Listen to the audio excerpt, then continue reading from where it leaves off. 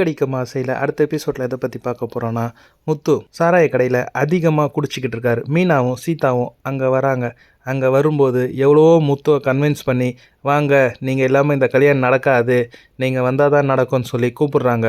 முத்து அதுக்கு, இல்லைம்மா நீ உங்கள் அக்கா வச்சு இந்த கல்யாணத்தை எல்லா வேலையும் முடிச்சிட்டிங்க, இப்போ நான் எதுக்கு ஒப்புக்குச்சப்பானா, எனக்கு நல்ல மரியாதை, ஆஃப்டால் நான் ஒரு டிரைவர் தானே அப்படின்னு நினச்சிட்டு தானே எல்லாத்தையும் என்கிட்ட மறைச்சிட்டிங்க, நான் படிக்காதவன் அப்படின்ட்டு.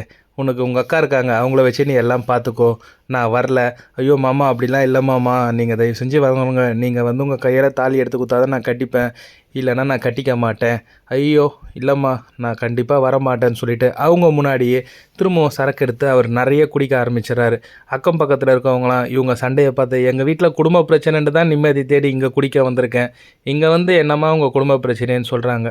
சீதாக்கும் ரொம்ப அசிங்கமாகிடுது. சீதா கொஞ்ச நேரம் பொறுத்துட்டு அவங்க மாமா காலிலே விழுந்துடுறாரு. இது எல்லாத்துக்கும் காரணம் நான் தான், அக்காவுக்கு எதுவும் தெரியாது மாமா, மன்னிச்சிருங்க ப்ளீஸ் வாங்கன்னு கூப்பிட்றாரு.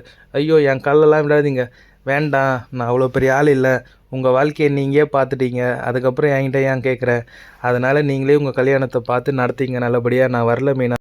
அங்கேருந்து வேகமாக கார் எடுத்துகிட்டு போயிடுறாரு.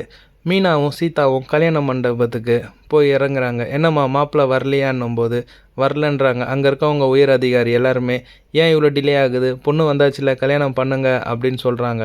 ஆனால் இவங்க எல்லாருமே யோசிச்சுட்ருக்காங்க.